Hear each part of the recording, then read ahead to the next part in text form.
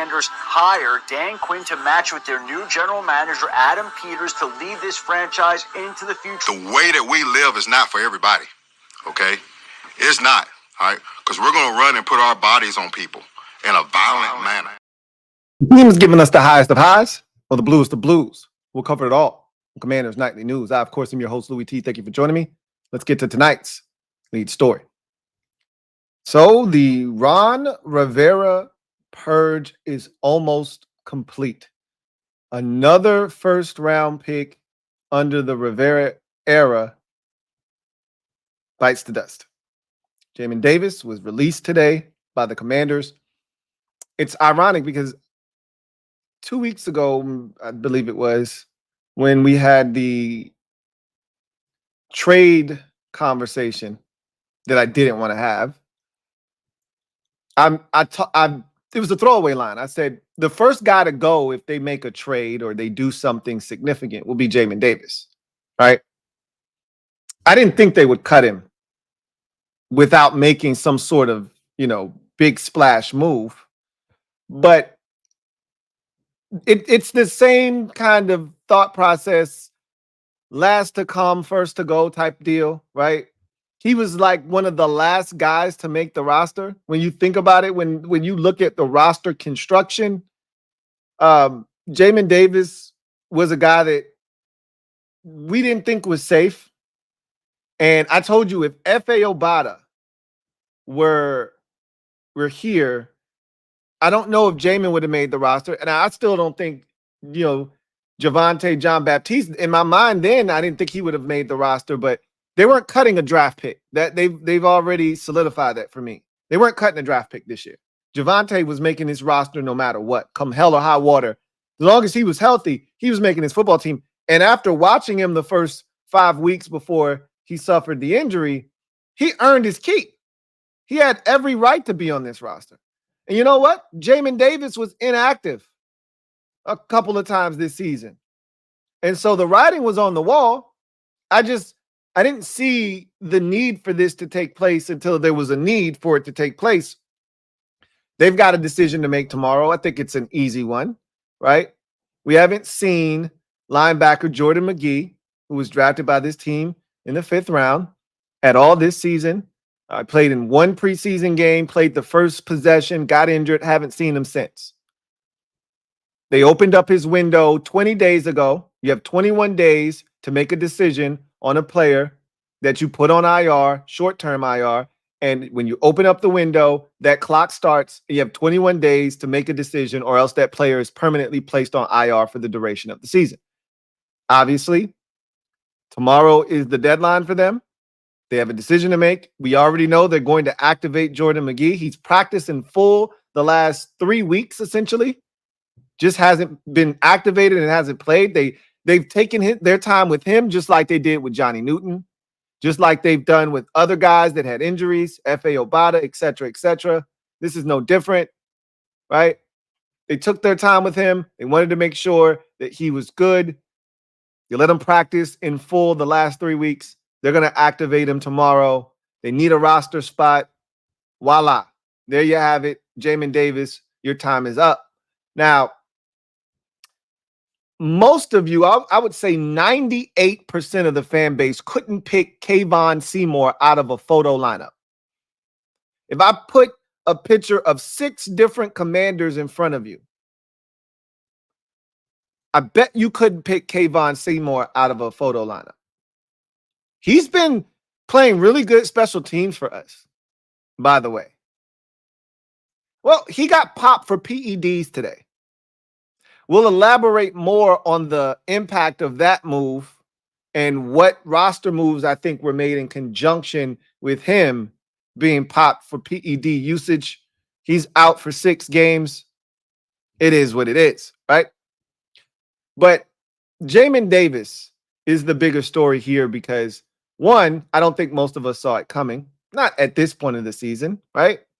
What did Jamin do to you at this point, right? He minded his own business and he just gets popped. Pop, pop. 2 in the dome and 2 in his head. Now, his Commander's career is dead, right?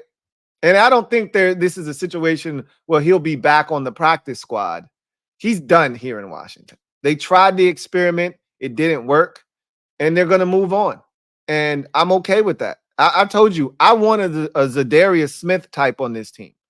I'm done with the experiments of a Jamin Davis or anything of the sort. Let's go get us a dude that can really help us up front, that can push us towards winning something major here, right?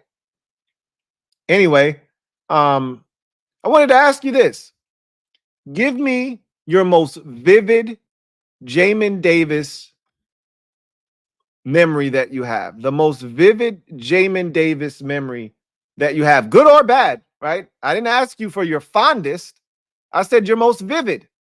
It could be him getting cooked against Jacksonville circa 2022, right? Or was that circa 2021? That was circa 2021. That was Carson Wentz's first game, right? It could be his pick against Atlanta to clinch the ball game. Could be his forced fumble against Philadelphia, where he grabbed Dallas Goedert's face mask and made him fumble. What's your fondest memory of Jamin Davis? Or, excuse me, most vivid memory of Jamin Davis, good or bad? Love to hear from you guys as to what that is for you. But big picture, the Ronald Rivera era in Washington was a disaster from a draft pick standpoint, and that's putting it mildly. We still have some of those guys on the roster, but the big names, the first rounders, they're all gone at this point. And even if you want to extend it just out a little bit further to 2019 to include guys like Dwayne Haskins, may he rest in peace, and Montez Sweat in 2019, it's been an abject disaster for this team. And if you want to know why we've been stuck in quicksand, or neutral if you want to be nice, but quicksand, because we've been a sinking franchise. This is why you can't whiff consistently on first round picks. And they did that here in Washington. And the reason why the purge is not complete is because there's still the curious case of Emanuel Forbes and what will become of him here. He just got a pick. You know, we're riding high off of that, but that doesn't change the fact that he hasn't been good here. And all it takes is one game, you know, where he gets cooked again, and we'll be right back to where we were prior to the pick on Sunday versus the Panthers. Hey, Emanuel Forbes Jr. got a pick on Sunday versus Carolina. Don't you forget about it. We didn't talk a lot about it. Don't you forget that happened. We were in the midst of an emotional breakdown because Jaden had just gotten banged up and we weren't sure the extent of that injury. And so we really didn't celebrate that pick. But don't you forget Emanuel Forbes Jr. had a pick on Sunday. Just wanted to remind you again. And I think when the purge is complete, there'll be no more Fedarian Mathis. There'll be no more Emanuel Forbes Jr. more likely than not. Benjamin St-Juste probably won't be here. We'll see what happens and what becomes of Benjamin St-Juste. I wanted him to work so badly. You know, I wanted him to prove me wrong that he could catch, and that the whole not having a pick in college thing and having a bunch of PBUs was just, you know, a figment of my imagination, and that he could actually catch. And when he got here, he was going to start making plays and shut me up. And it just hasn't happened. Okay. And I mean, Derek Forrest won't be here. I mean, we can keep going, right? There's still a few guys that were drafted that you're rooting for, right? You hope that they play better and they remain here. Sam Cosmi's going to be here. That's a good thing, right? Brian Robinson Jr. seems like a piece for the future, and that's a good thing, right? Like, these are guys that they did draft that have been successful and look to continue to be here. But by and large, Quan Martin looks like a piece that'll be here, right? But by and large, it was one big nothing burger, the Rivera era. or as I like to say, the Rivera error, was a big one giant disaster from a draft pick standpoint. But it's not a surprise. You know, you look at the guys we had in the building and you look at who was in charge, and you understand that it was the blind leading the blind. And so it's just good to know that we have competent NFL talent evaluators and responsible adults in the building now. We don't have to worry about this anymore. So Jamin Davis's cut and his roster spot, more likely than not, is being reserved for Jordan McGee, who will be activated from the 21-day IR window that started 3 weeks ago, and we'll move forward, right? That's what it kind of feels like. As we transition, I still think there needs to be more done on the defensive line. If you're going to move on from Jamin Davis, look, he might not have been a guy that did much for us on the field this season, but he was still depth, if nothing else, right?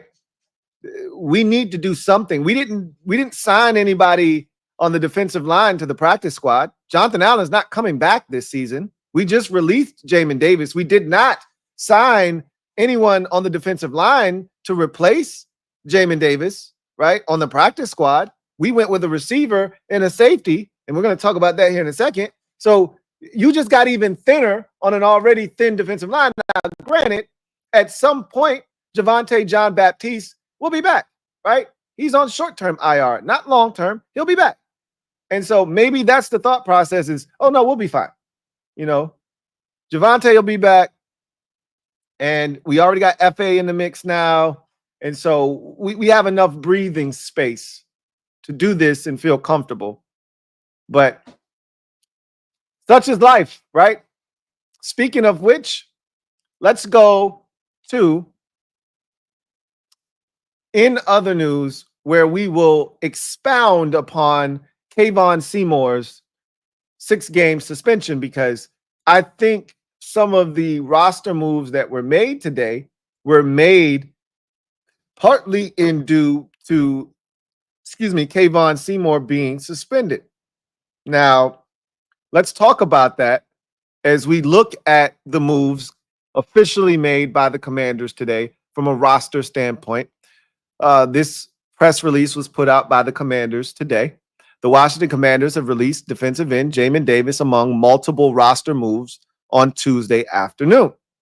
Davis, the 19th pick overall in 2021, appeared in 50 games and 36 starts during his 4-year tenure with the team. During that time, he recorded 282 tackles, 10 quarterback hits, 7 sacks, and 2 forced fumbles.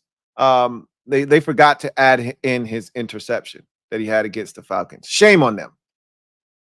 With Davis's release, the Commanders will have an open spot on the 53-man roster, which we've already discussed. That spot is being reserved for Jordan McGee. Can't wait to see the young fella get an opportunity to get on the field. The Commanders have also added 2 players, safety Ben Nickel and wide receiver Michael Strand, to their practice squad. Nickel, an undrafted free agent from Iowa State, was with the Commanders in training camp. Remember, he was one of the guys, core special teamer. We added among the 13 or 14 undrafted free agents after the draft. And obviously he didn't make the team.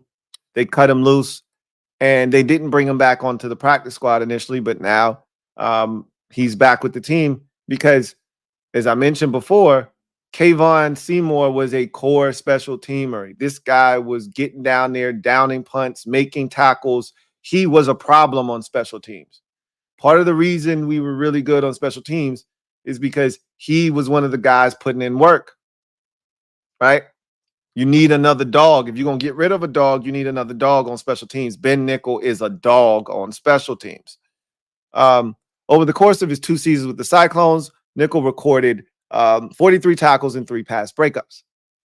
Strand, a 7th-round pick of the Indianapolis Colts in 2021, has 6 receptions for 130 yards in 23 games with 1 start. He recently was with the Carolina Panthers, where he had a 45-yard reception against the Chicago Bears in Week 10 of the 2023 season.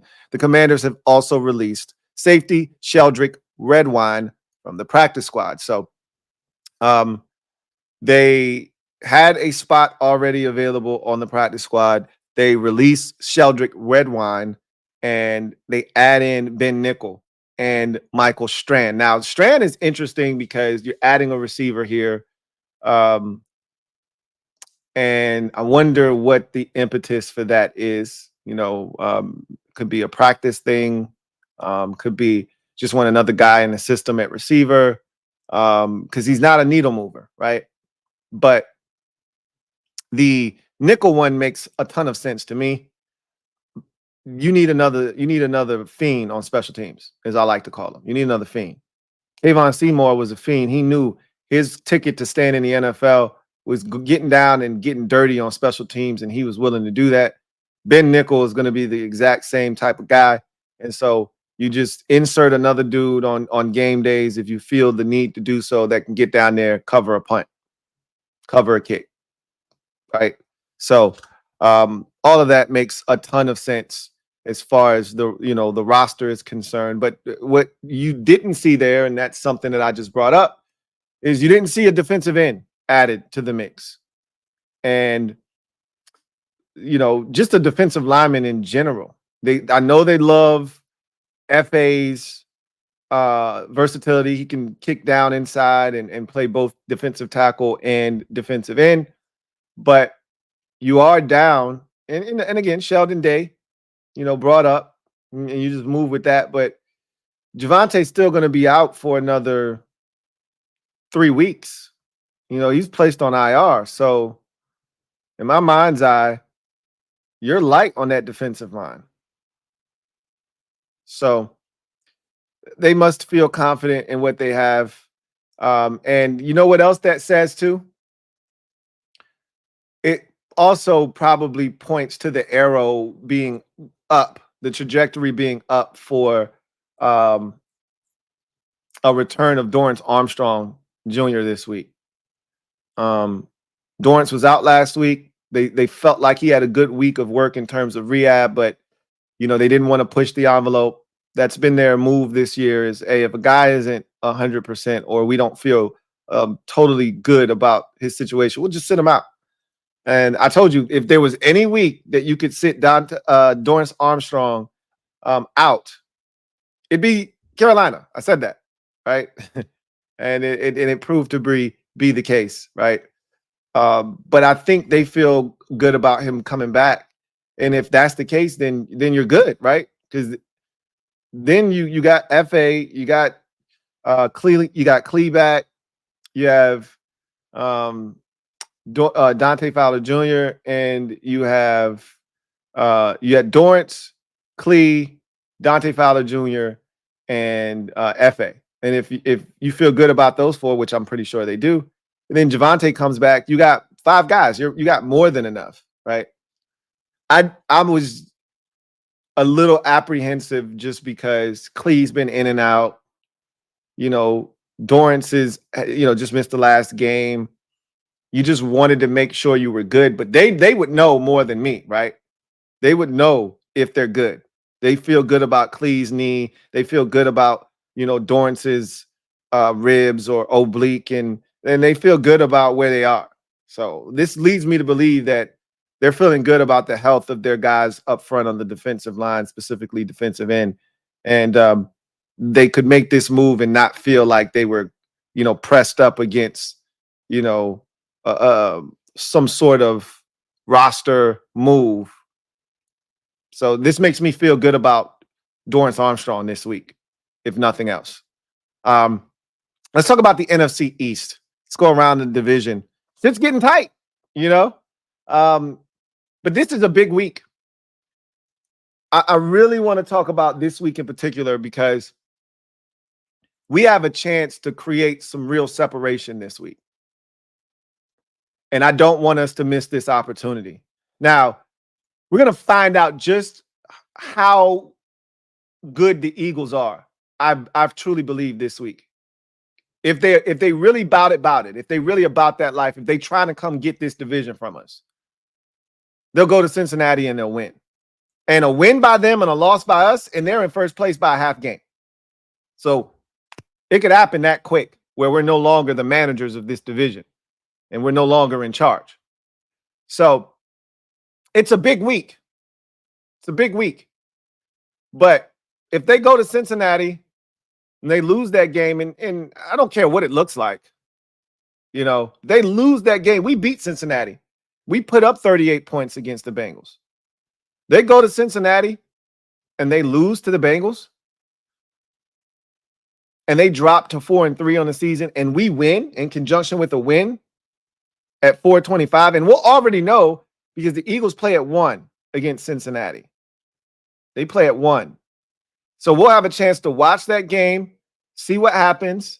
They lose that game. We got a golden opportunity to really create some distance because Dallas is 3-3. No matter what the Cowboys do, they can't get a piece of first place. We're not even concerned with the Giants anymore, right? We just need to sweep them. And we'll have an opportunity to do that in week 9. But they got the Steelers on Monday Night Football, do the Giants. But no one cares at this point. They had one job to do last week, and that was take care of Philadelphia at home in the Saquon revenge game. And they almost let Saquon go for 2 bills. And if he wanted to, he could have. They rested him in the fourth quarter for the most part. So the Giants are out of the equation. It's really a 2-team race, but we're not going to remove Dallas from the conversation because if they go to San Francisco on Sunday and they play the 49ers on Sunday Night Football, and who knows what the hell's going to happen in that game because the 49ers are all kinds of banged up, and mentally we don't know where they are as a football team right now. They're struggling. Ayuk is out for the season. We don't know when McCaffrey's going to be back. They've struggled to be consistent on defense or offense. More so offense, but they've struggled in both avenues this season. Dallas is searching for a big-time win. They look to get back on track, lick their wounds on this bye week, come off of it, and see if they can't get over 500 again. And a win by Dallas, coupled with a loss by us and a loss by Philadelphia, and they're just a half game out of first place, right? So nothing is sewn up at this point, but a loss by Dallas, dropping them under 500. A loss by Philly against the Bengals, dropping them to 4-3. And a win by us, getting us to 6-2, would create massive separation in this division, which is the way I like it, right?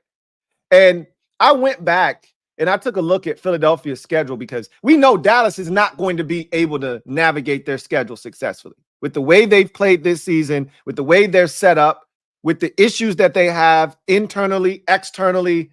I don't know if you guys saw Jerry Jones essentially called out Mike McCarthy's play calling this season and say he's drawing up and calling bad plays. It's a mess, right? We all love it, right? Everyone loves a train wreck, especially when the car getting hit by the train is the Dallas Cowboys.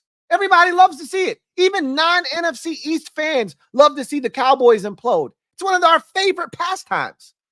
So we love all of the extracurricular activities that are surrounding this Cowboys team that serve as distractions to help them lose ball games. And we hope they look like 47-9. Not all of them will look like that. They could lose by 1 point or 41 points. It's all the same to me. It's a loss, and I love it. 41 is a lot more enjoyable, but I'll take the 1-pointer just the same, right? I don't see them repeating as NFC East champs. So honestly, if we're gonna keep it a buck with one another, it's really us and the Eagles. And we got a chance to create some separation. And I went back and looked at their schedule last night. Matter of fact, let's do it here together. I did it on the on Monday Night Overtime yesterday, but we can do it again right now, right? Where I looked at their schedule and I said, you know what? I don't think their schedule is as easy as I thought it was, right? Because you see Jacksonville and you see Carolina on it and you're like, yeah, they should be able to handle this, right? But then, I did a deep dive and I started looking at some of the teams and I started thinking about Philadelphia's play this season. And I'm like, I'm not sure. I'm convinced that they're going to just navigate this schedule that easily. And this week will go a long way. If they beat Cincinnati, and I don't care how it looks, right? They could beat them 20-17. if they win, they've got my attention. Because right now, I'm not really tripping off of Philadelphia, to be honest with you. I'm not tripping off of them. They go to Cincinnati and they beat the Bengals because they haven't played a good team. And they love to talk about who we've beaten and who we've played. And they love to bring up the Giants game. Oh, we scored 28 and we beat them 28-3. You guys, like, hey, yeah, that was week 2, bro. We're a totally different team now. But if you want to bring it up, if that makes you happy, go right ahead. Knock yourself out. I'm cool with it because we scored on every single possession in that game. But that's nor here nor there. I don't care that they were 7 field goals, right? That's a flex if you ask me. I didn't even have to score a touchdown to beat you. I scored 7 field goals and beat you. That's a flex. But that's just me, right? So if you look at the Eagles schedule coming up, right? They got the Bengals. This is a big one, right?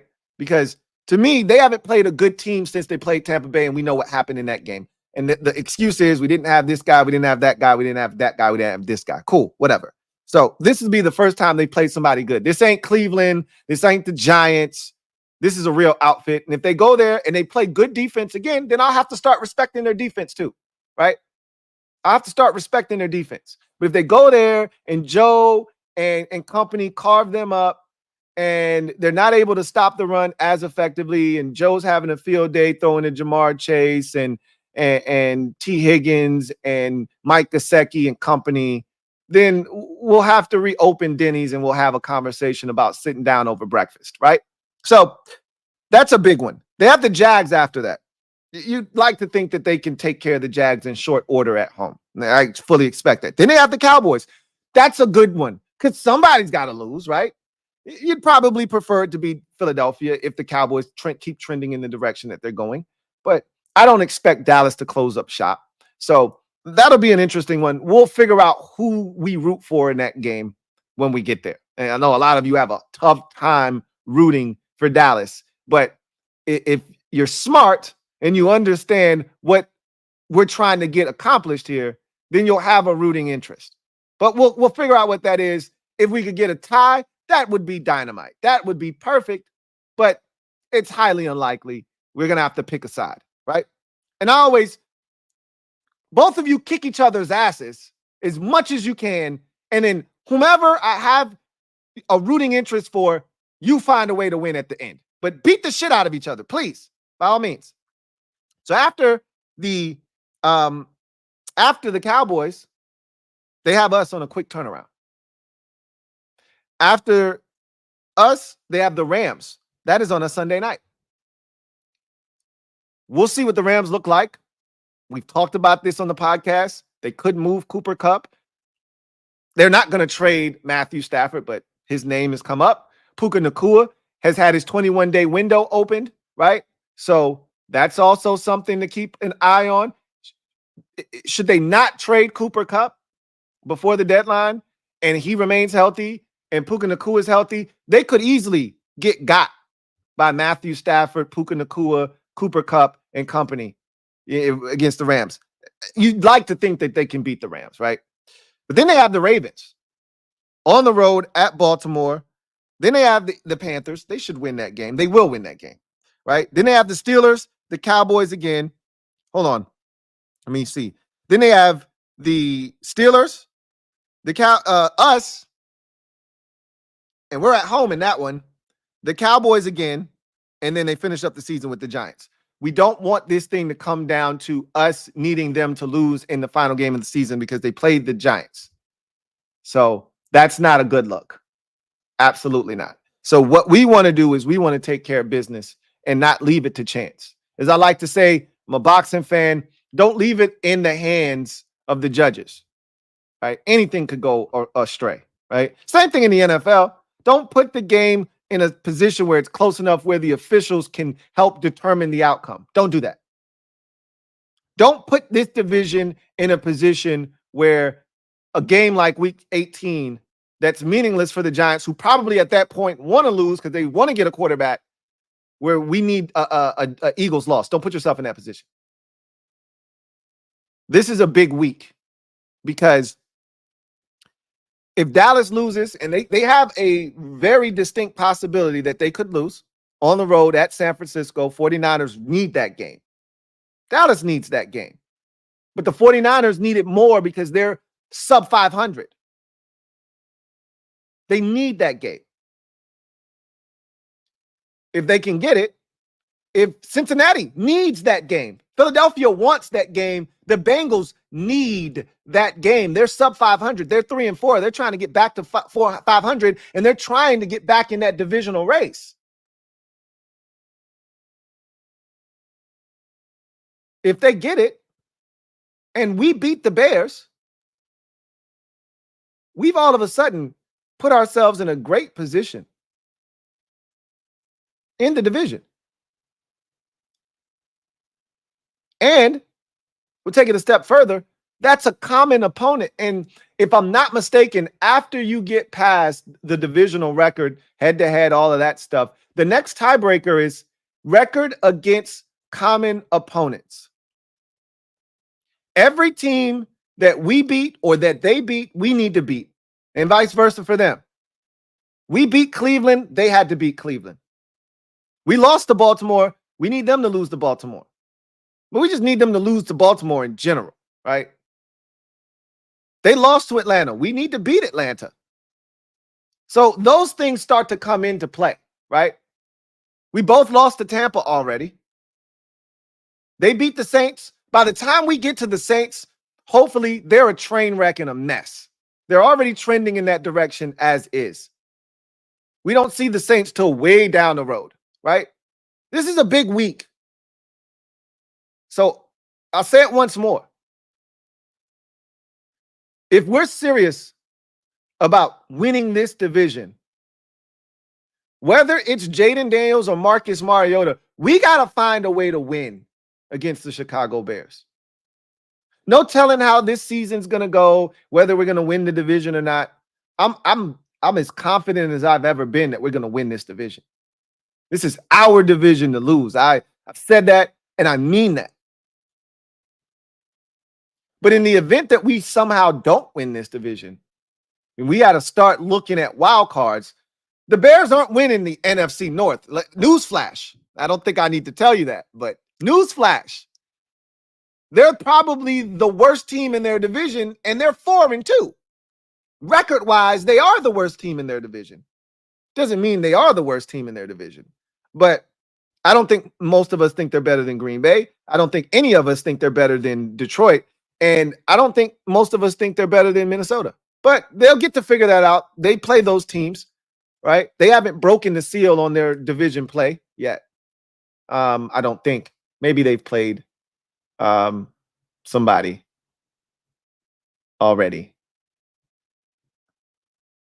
I don't recall that they played anybody. But I heard somebody say that the only team in the NFL to not play a division game to this point was the Pittsburgh Steelers. So if that's true, then that means the Bears must have played somebody in the division. I just don't recall who that could have been at this point. It doesn't feel like they've played Minnesota. I don't think they've played Detroit yet. And I know they haven't played Green Bay yet. So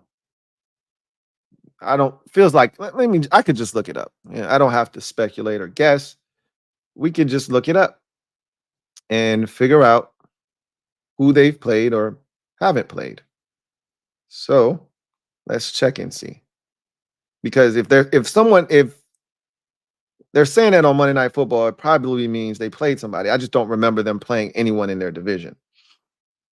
Titans week 1, Texans week 2, Colts week 3, Rams week 4, Panthers week 5, Jags. They haven't played a single team in their division. So maybe that was them saying in the AFC. But they said the only team in the league to not have played a divisional game was Pittsburgh. That's inaccurate. The Bears have not played a divisional game to this point. So they're going to get beat up in their division more likely than not. But whatever the case may be, we can't concern ourselves with that. We need to beat their ass on Sunday. And I want to stay atop this division for as long as possible. I would love to say, you know what? Let's just keep this thing the rest of the season. A win on Sunday could go a long way go a long way towards that happening in a massive step in that direction, especially if it's coupled with a couple losses by Dallas and Philadelphia on Sunday as well. So anyway, I digress. Let's get to the comment section and see what you guys have to say. Big shout out to the mob. Y'all know what it is. We in the building. Stand up.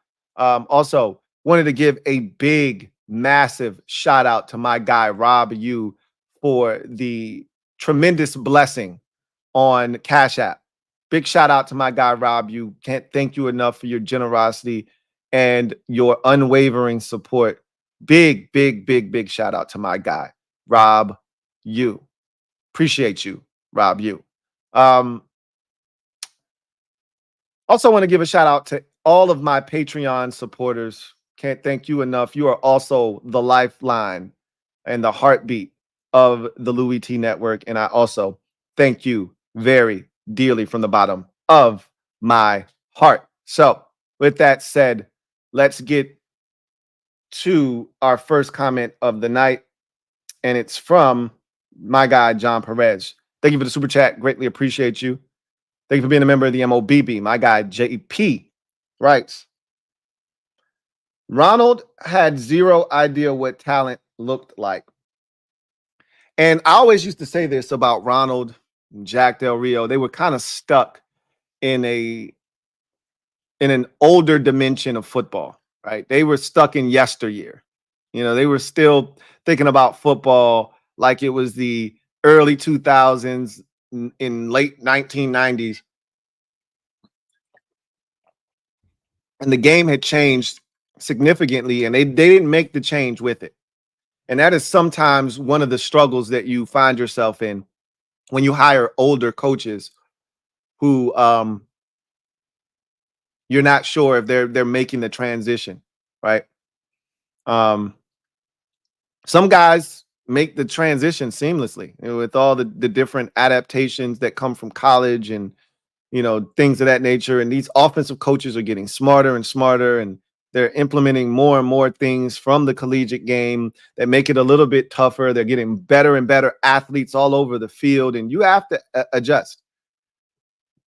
And you have to be creative, and they weren't that. And I don't think talent was ever his forte in Carolina, you know, and he was never the GM. So that was the first mistake, was making him the GM essentially. And he went and got Mark Mayhew, which was a disaster. And it was the blind leading the blind, right? Like the Emanuel Forbes pick, watching that video is cringeworthy, right?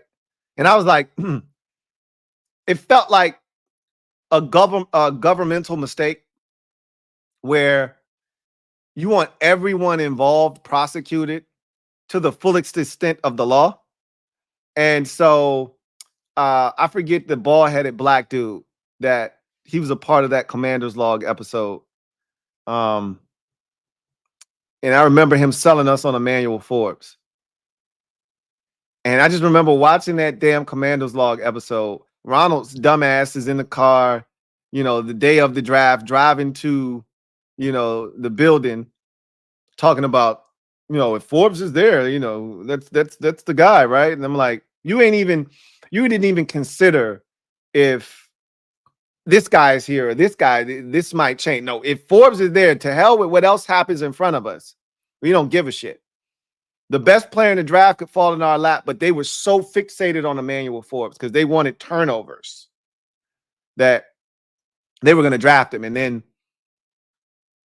they get to the war room and the phone rings and people are interested in moving up. And, you know, I forgot the name of the guy, but he Eric Stokes. Thank you, Miss P. Eric Stokes, monkey ass. Eric Stokes is all excited about Emanuel Forbes, and they all walk over and they're like, Stokes walks over to Martin Mayhew and he goes, man, Gonzalez is still on the board. I'm still taking Forbes. And he looks at him, he's like, yeah, I'm taking Forbes. And I'm like, you idiot. You know, I felt like Ren and Stimpy, you stupid idiot. watching them come together to make one uniform, horrendous decision. I'm like, isn't that cute? But it's wrong. And just knowing that that was the mindset in that building, it was like group think mentality. Nobody said, hey, let's think outside the box, or hey, how about we just get the guy that looks the part in the NFL? And there's no guarantee that Christian Gonzalez was going to be any good here, right? It's not like he's lighting the world on fire in New England. But he just looked like a natural athlete and a guy that could play corner at this level. And Forbes didn't to me. But whatever. The Jamin Davis one was to me the worst of all of them. I'm not gonna kill him on Forbes. You know, jury's still out. The Jamin Davis one felt wrong from the moment the pick was announced. And I told you, I remember I did a mock draft and I projected that Jamin Davis would be the pick, and my rationale, and it was the dumbest thing ever. And I even laughed doing it because I'm like, I hope they don't do this stupid shit, man. I said he comes from a military background. Forget about the measurables. 6'3", 235, runs a 4.4 40, 4.3, whatever. You know, jumped out of the gym. Remember, that was during COVID, so there was no combine. So you could really get somebody. You could pull the wool over someone's eyes by doing it at your pro day and, you know, having them shave a couple, you know, hundredths of a second off and, you know, maybe add another inch or two on the vert and all of that good stuff. There wasn't enough tape that made me feel comfortable about Jamin Davis as a first-round pick. There were other linebackers that I was enamored with that year, and I said, you don't even have to go first round. I'm a Notre Dame Fighting Irish fan, so I'm like, at worst case, there's JOK, bro. I'm A-OK with JOK, right? But if you want to wait to the second round, I was a big fan of the Chiefs linebacker that they took out of Missouri. And I was like, yo, this dude, I thought he was the best linebacker in that year's draft class, if we're being honest. That was my guy. He's been a stud in the league. He's an animal. And we took the guy with the least amount of experience in college that wouldn't have played if his roommate didn't have a stroke. Jamin Davis never gets on the field at Kentucky. And then, you know, silly us for thinking that two former NFL linebackers would be able to take a guy with a skill set like Jamin Davis's and turn him into a real havoc-wreaking NFL linebacker. Excuse us for thinking that that could be the case. What were we thinking? Yikes. Will Kavanaugh, been a member for 21 months. Who writes, Ron ain't getting that ring now. The minute that Sam Howell was traded, Ron's ring was never coming in the mail. Okay, he was never receiving that ring. The only way Ronald Rivera was getting anything is if Sam Howell turned out to be a franchise quarterback, because then he would have truly left us a gift. If we win a Super Bowl and Brian Robinson Jr. and Quan Martin and Fedarian Mathis and guys like that he drafted are here and they help, we'll send them a thank you card with pictures of us with the Super Bowl ring, right? And say, this is as close as you're going to get, buddy. But the minute Sam Howell was traded, he wasn't getting shit because he needed Sam to work in order to rationalize all of the bullshit that he had done. So he was done after that. He ain't getting a damn thing. Somebody else had said that. I think it was Big Money Sonny on the podcast earlier today talking about, you know, Ronald getting the ring. He said he ain't getting shit now. I'm like, yeah, his ass wasn't getting shit anyway. Tizzy Bang, been a member for 36 months. Shout out to Tizzy Bang for your 3-year Annie. Salute to Tizzy Bang, who writes, felt like Jamin had a little juice on the edge, lack of special teams play, and hopefully a trade was his downfall. I don't think a trade has anything to do. Like, if you're assuming a trade is coming down the pipeline, I don't think that had anything to do with him. Jamin definitely has a little juice off the edge, but remember, he was making a transition to a position he had never played before. You're asking a guy who had never played the position to all of a sudden morph into a starting caliber or at least a rotational depth caliber defensive end. He's already undersized for the position. While you'd like to think he might be able to set a edge, the man's 200, maybe 240 pounds. He's probably 235, but he might be 240, 245. He might have put on a little weight, but he's undersized for the position. He doesn't have the skills because he's never played the position before. So he's behind the 8 ball. And in this group, they needed him to show them something like now. Like, you got to give me a reason. You got to give me a reason to keep going with this experiment, or else I'll just get guys that we know can get the job done. We don't really have time for this. This season in Jaden Daniels' development and his talents have accelerated the process. If we were a 2-4 team right now, 2-5, 3-4, maybe they're not cutting Jamin Davis. But at this point, we trying to win something. And if you ain't a part of the solution, then you're part of the problem.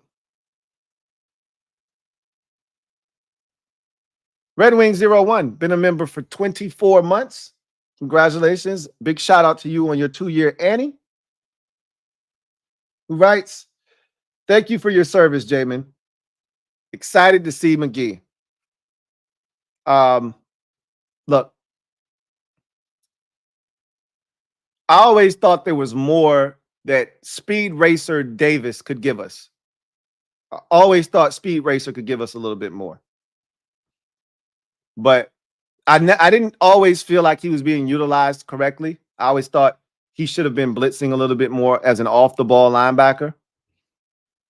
Sort of like what you're seeing them do with Frankie Louvu. I thought Jamin might be able to do something like that. But that was never, the thing that they wanted to do with him. They wanted him to chase linebackers or running backs and tight ends around. That was their methodology of using Jamin Davis because he's fast. Yeah, we got to let him run. Instead of letting him chase after quarterbacks. I think that was probably what he was going to be best at in this league. But they really prohibited him from being able to do that. Can't wait to see Jordan McGee, though. I am really anxious to see what that looks like. Video channel. Been a member for 15 months. Who writes, Chef Purge and Ashburn cooking. Ron's plan out to sea in a bottle. Like I said, without Ron's plan, we don't have Jaden Daniels. So make sure you put some respect on Ronald's name, okay? Ronald E. Rivera. You put some respect on his name, because without his contributions, there's no Jaden Daniels, okay? We could easily be here twiddling our thumbs with Spencer Rattler or some other bum in this year's draft class instead of Jaden Daniels. We could have been taking Bo Nix, right? That could have been us. But Ronald saw fit to make sure that he did his best to make sure we were ass. And that included putting Quan Martin one-on-one with Tyreek Hill with no safety help and getting him cooked to a crisp twice. Both of them weren't on Quan, but giving Tyreek Hill one-on-one twice, excellence by the master himself, Ronald E. Rivera. So make sure you tell him thanks. Christopher McLaughlin, thank you for the super chat. Greatly appreciate you. My guy, C-Mac, Thank you for being a member of the MOBB. Who writes, hey, Lou. What's up, Chris? Hope all is well with you and the family. Likewise, as always, likewise. 2 questions. Excuse me. 1, what do you think the defense's approach will be with the secondary guarding Kay Allen, DJ Moore, and Rome Odunze this week, and why? And 2, do you think Joe Jacoby makes the Seniors Hall of Fame next year? I'll go in reverse on this one. So I saw that he made the finalists, which is, I think it's like cut down to, I think 90 guys or whatever. And I'm like, okay. Then the next cut down, I think it's down to like either 30 or 9 or something like that, whatever the case may be. He should have already been in. Let's just start there. He shouldn't have had to go the seniors route. That's bullshit. But this is where we are. This is what it is. And I'm pretty sure he doesn't give a shit how he gets in. He just needs to get in. And I want him to get in while he can still enjoy and be celebrated here in the physical. Like, he needs to get a cold one for his contribution to this success of this organization and the Hogs and what we were able to do as an organization. He's I think the only guy of that era that was a part of all 3 in terms of the Hogs, right? I don't think anybody else was there for all 3 of the Super Bowls. So he should be in. And the fact that he's not is bullshit. Do I think he's going to get in? No, not this time. He's going to get in eventually. Do I think he's going to get in? Probably not. Not this time around. I hope I'm wrong, and I hope he does, because he deserves it, man. It's ridiculous. To be honest with you, and not to play one against the other, he should have been in before Russ Grimm. He should have been in before Russ Grimm. They picked one guy from the Hogs, and they said, you're going to be the representative, and they let him in, and it was Russ Grimm, and it should have been Joe Jacoby. But whatever. He needs to get in, and it'll happen eventually. I just want it to happen sooner rather than later. As far as how are we going to guard Keenan Allen, DJ Moore, Rome Odunze, that's a great question, man. My best advice is to just get to damn Caleb Williams. He holds on to the ball entirely too damn long. And he thinks he's Patrick Mahomes, and he's scrambling around, and he's a damn good extender of the play. Like, he's running around 6 different ways, extending, and if you let that shit happen and you don't catch him and corral him, he'll make you look stupid. And I watched him do it to Jacksonville, and I watched him do it to the Rams, and I watched him do it to the Panthers. I've watched him escape sacks and do crazy shit. He's fully capable. And we've done a tremendous job for the most part. We've played against some mobile quarterbacks this year outside of Baker Mayfield. We've done a pretty good job of boxing in mobile quarterbacks and not allowing them to escape. If we can do that to him, I feel good about our chances. The more time he has in the pocket to throw the football, and that's not a great offensive line by any stretch of the imagination. We'll get into that as we get into the Bears. I don't need to get into too many explicit details right now. But I'll just say this. If we don't get to Caleb Williams and get him off of his spot, and he's able to sit back there comfortably, survey the field, we will be in trouble.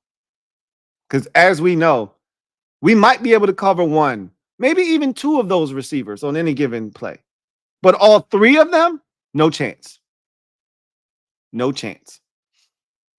So what you have to do is you got to get to Caleb before he can get through all of those progressions. Because if he's got time, 1 might not be open, but 2 might be. 1 and 2 might not be open, but 3 might be. You can't let him get through all of them. That's what happened when we played the Ravens. A lot of times, number 1 was open, but if 1 wasn't open, 2 was open. If 2 wasn't open, 3 was open.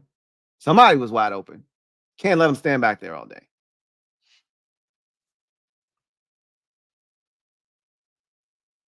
Ron Rivera, how nice of you to join us on a day like today.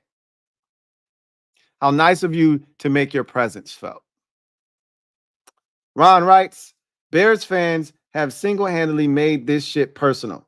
Also, Dallas catching a 40 burger after dehumanizing us on Thanksgiving last year. I would love nothing more than to return the favor. The Bears are probably at the top of the humiliation list that I assembled this year, the revenge list. Right after them is Dallas. You know, there were other teams on the list, but those two top the list. I was never more embarrassed last year than the Thursday night game against Chicago and the Thanksgiving game against Dallas. Those were those were the only two times we were on national television. So go figure that I was embarrassed. Like, we got our asses kicked in the Miami game and the second Dallas game, and we got our doors blown off in other games that season. The first Giants loss was just as gut-wrenching and destructive mentally as any loss last year. After the Giants lost in week 7, I was done. I was done with Eric Bieniemy. I knew the season wasn't going anywhere. We were awful, and I knew it at week 7. That was the most destructive loss mentally of any of them, including the Bears and the Cowboys loss. But those were in obscurity at 1 o'clock. You get your teeth kicked in at 1 o'clock in obscurity, where only the two markets that are the fan bases of the two teams that are playing, and that's fine. Sure, Miami wants to beat us by a gajillion points at 1 o'clock while everybody else is watching their team play. Great. But to do it on Thanksgiving and to do it on a Thursday night in October, unforgivable. I need retribution. And we got the dogs and the horses to get it done this year. So why the hell not? JB, and the Bears fans, this is past personal. They've made this is eclipsed and surpassed personal. We gotta have this one. This isn't optional. We got to. And then after we beat them, I'm going to follow them closely the rest of the year to make sure that their season is miserable. That's the type of time I'm on now. You know I'm petty. It ain't many people more petty than me. I keep receipts. This is past personal with the Bears and their fans. And it didn't have to be this way. It really didn't. But it's too late. They passed the point in overtime. I want their damn head on a stick. I'm looking for some Bears fur. So cold winter coming.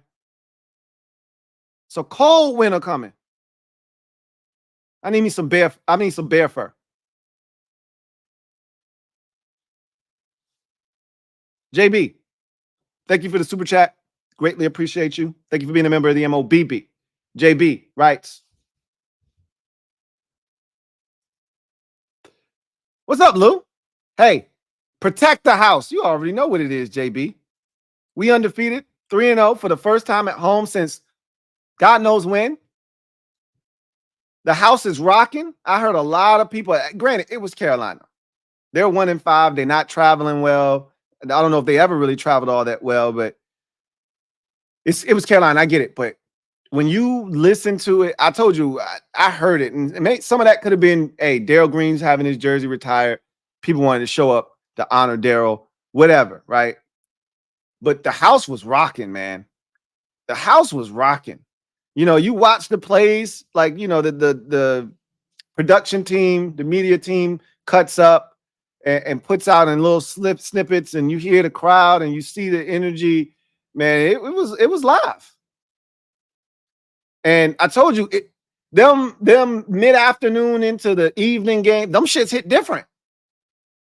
And we putting on the black uniforms, and a lot of people are, oh, we don't win in them. This ain't that. It feels different because it is different. Lang Hughes, Thank you for the super chat. Greatly appreciate you. Lang Hughes writes, if JD is limited on Thursday and Friday, you think he plays? It's really just about how they feel about him. You know, he might be limited all week and he might be able to go on Sunday. He might practice in full all week and then not go on Sunday. You can't know, right? You can't know. You'll feel a lot more confident if he's able to go full, you know, the vast majority of the week, or he's able to go full on Thursday and Friday. But there's no guarantees as to what's going to happen. You know, the likelihood is if he's limited the entire week, let's say he doesn't practice on Wednesday, then he's limited on Thursday and Friday, the likelihood is he's probably not going to play. That's the likelihood. Because again, they're not chancing it over a week 8 game versus the Chicago Bears. We might want this one bad. And I want JD to do it. Personally, I know it would hurt them if Marcus did it, but it hurt them 25 million times more if JD did it. But at the end of the day, I don't really give a shit who does it to him. I'm more interested in making Caleb look inferior than anything else. So Caleb's playing. And I don't even have any ill will towards this man. That's the bad part. Bears fans are making me feel some type of way. And I ain't got no beef with this man. None. He could go on to do great things after this game. We need to whoop his ass in this game. I want 2 picks, a fumble, sack him 4 or 5 times. I want him to look like horse shit in this game. And I don't know if the defense is capable of doing that or not. I don't know if they're capable of doing that or not. But at the end of the day, we'll see if he plays. I'm not tripping. If he plays, he plays. If he doesn't, he doesn't. I know he'll be back next week. Worst case scenario. That's as long as this is not for an extended period of time, and it's not going to be. I'm cool with it. Cool? Cool. Christopher McLaughlin. My guy. Chris, thank you for your generosity for gifting 10 new memberships to the mob. 10 new members. Stand up. You are officially the newest members of the MOBB, courtesy of our guy, Chris Mack.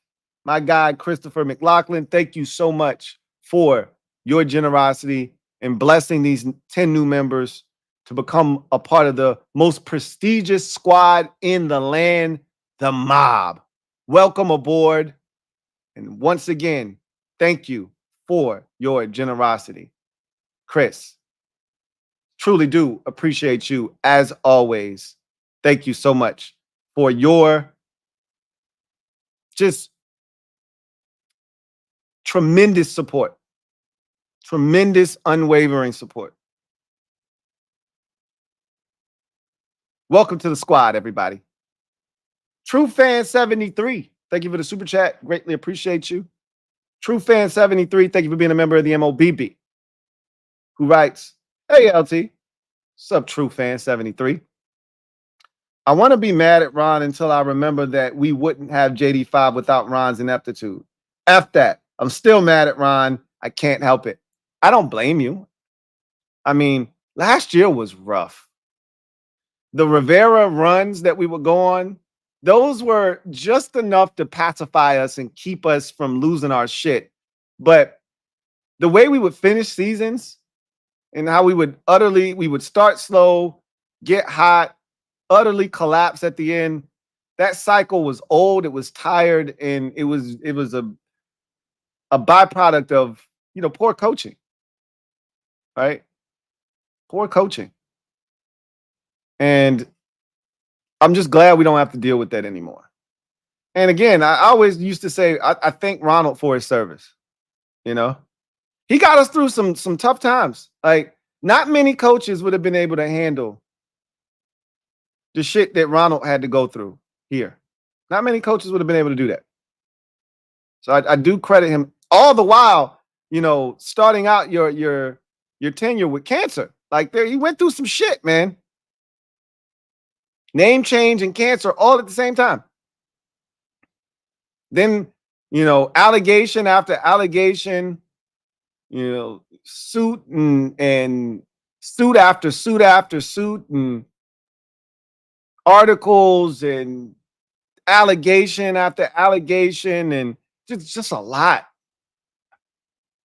And I remember his last year here, he was excited. He said, man, it just feels good to just be talking about football. Because it never was about football when he was here. Not to make any excuses for him. I said this when I was like, I don't know what in the hell prompted this man to sign on the dotted line here, of all places. He had options. Of all places, here, clearly he didn't get good intel. Because I don't think and I said this when he first got here, I said he has no idea what he's walking into. He didn't get good intel. He didn't talk to the right people. And because if he did, he would have never signed up to coach here. We were supposed to have to hire a Dave Canales type, a guy that was, a young, maybe talented coach, but wasn't getting hired anytime soon, if at all. And this was this guy's one opportunity, so he had to take it. We were supposed to have to hire one of those Jim Zorn type clowns, right? That's what we were supposed to be reduced to after they fired Jay Gruden. Somehow, Ronald thought it was a good idea to take this job, and he had to find out the hard way. It's the worst job in probably in pro sports, definitely in the NFL, because it ain't never about football here. Not when Daniel Snyder's your owner. And I remember saying he has no idea, and you could see it very early on. He was starting to figure it out, and he was like, "What did I get myself into?" It's too late. It is what it is. Rocky D. I get it, but I'm not as mad. But hey, take as long as you need to get over that. And if you never get over it, if you stay mad forever at Ronald, do you? Right? I got no issues with it. Rocky D, thank you for the super chat. Greatly appreciate you. Thank you for being a member of the MOBB. My guy, Rocky D writes, Commander's name don't sound so bad when we're winning, LOL. It's the best deodorant that money can't buy. Winning. Do you think they will still change the name when we continue this hot streak? It's hard to say whether winning promotes them keeping the name or helps them want to change it. I feel like winning helps them want to keep the name as is. I think they want to change the name, but they don't want to change the name. Financially, what it's going to cost, I don't think they really want to deal with that. They really don't feel like, that costs a lot of money. And look, they've poured a lot of money already into the organization. The last thing you want to do after doing all the things, all the renovations that they're doing to the stadium, to the facility, to the practice field, and finally taking that shit out of there. They still don't know where the hell the new stadium is going to be. Like, there's a lot of money that they're investing into getting this thing up to par with the rest of the league, because it wasn't. So just thinking about that from a financial standpoint, the fact that we were able to take our team from Cincinnati, go straight to Arizona, house them for an entire week, the entire staff, fly all of the materials that they needed to practice to make it feel like they were still at home, and go out there and win a game, he's willing to spend, clearly. But changing the name is something that you don't have to spend on right now. That's not a necessity. And the further you get away from changing the name, the less likely it is that it changes. If you were going to change the name, to me, that would have been one of the early things that you would have tried to do, because you don't want the name to stick. You don't want it to, if you're looking to change it, you don't want the name to become commonplace and a household name, and people have gotten used to it already. At that point, what do you need to change it for, right? I think they're hoping that you get to the point where you're just like, yo, just don't worry about it. Just leave it. There's going to be a sector of the fan base is like, no.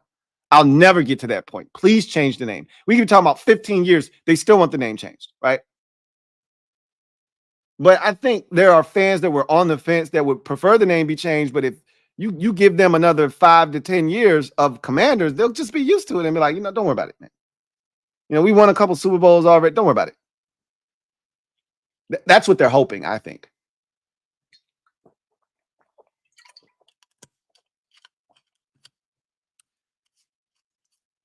Joel Sanders, thank you for the super chat. Greatly appreciate you. Thank you for being a member of the MOBB.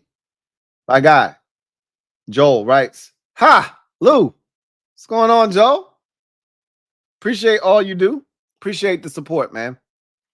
What a stupid waste of of good first round picks. All that is left is Forbes. That's it. And I told you guys, I'm not gonna run Forbes out of town. I'm not done with the experiment that is Emanuel Forbes Jr. I want to see if this group can get anything out of this kid. He didn't just forget how to play football, and he can take the ball away. All right. He needs confidence. That pick on Sunday might have given him some. Let's see if he can't ride that confidence into success. That's what I'm hoping.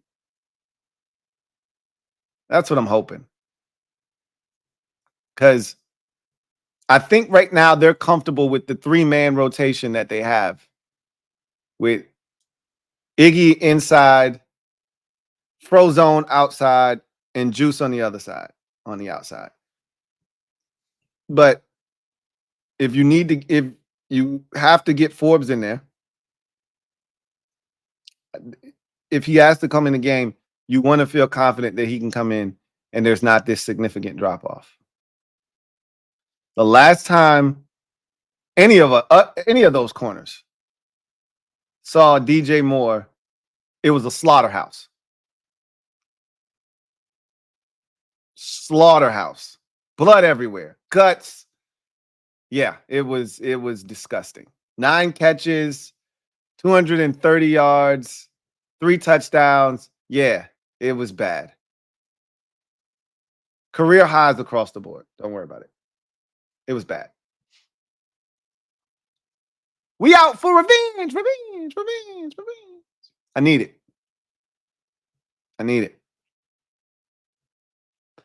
That's all that's left, man. It's Forbes. If we talking first round picks, that's all that's left. And the crazy part is, I actually think Jamin Davis can go somewhere else and be a solid NFL linebacker. I do think that can happen. But if you look at all of the dudes that are no longer here, with the exception of Montez Sweat, and he's good. I think he's a good football player. I liked him when he was here. I didn't think he was anything great.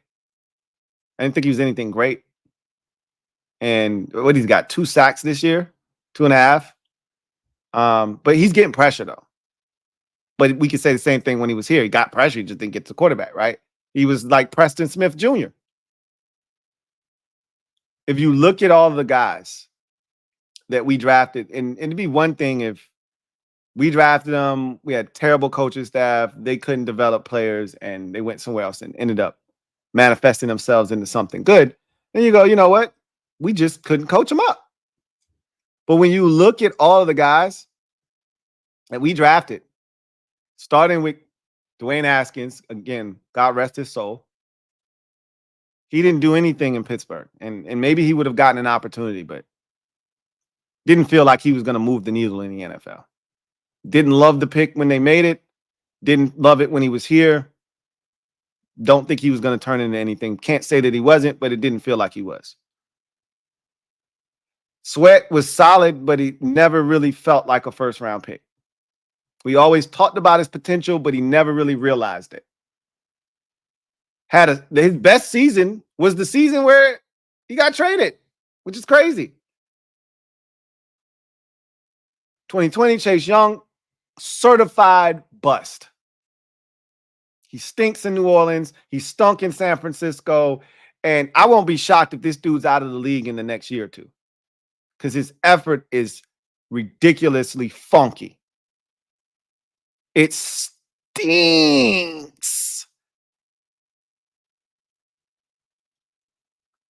He was able to finesse his way to a 1 year, what was it, $14 million contract with New Orleans. He was able to finesse that mostly because of what he did in Washington last year. He had, 5-6 sacks when we traded him to San Francisco, probably added another 2 or 3 when he was with the 49ers.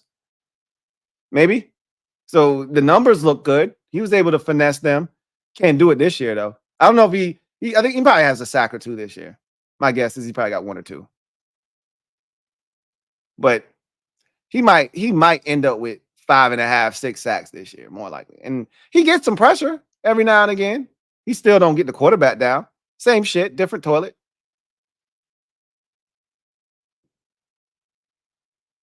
(2021) Jamin Davis gone.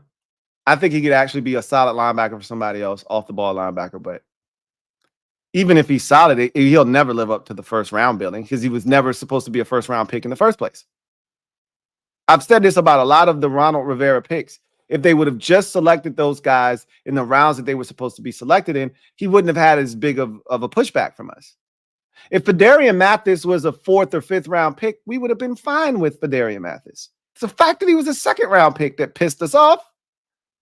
If Jamin Davis was a 3rd round pick, which is what I projected him as, if he was a 3rd round pick or a 4th round pick, you wouldn't have had any issues with Jamin Davis. The fact of the matter is he was a 1st round pick, and that pissed you off.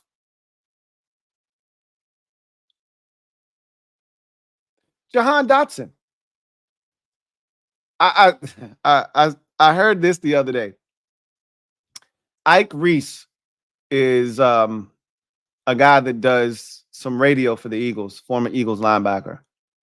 And every now and again, he's on one of these, local programs, whether it's JP Finley on 106.7 The Fan or whatever the hell the radio stations are. And he was doing a spot, I think, with JP Finley and B. Mitch. And they asked him about Jahan Dotson. And he said, return to sender. He's like, some dudes, and he told B. Mitch he was right, because B. Mitch had pretty much said that he didn't have the want to. He wasn't like self-motivated. He's one of those dudes that kind of felt entitled, and there isn't that inherent ability to want to be great. He's one of those dudes that might be okay with just being okay.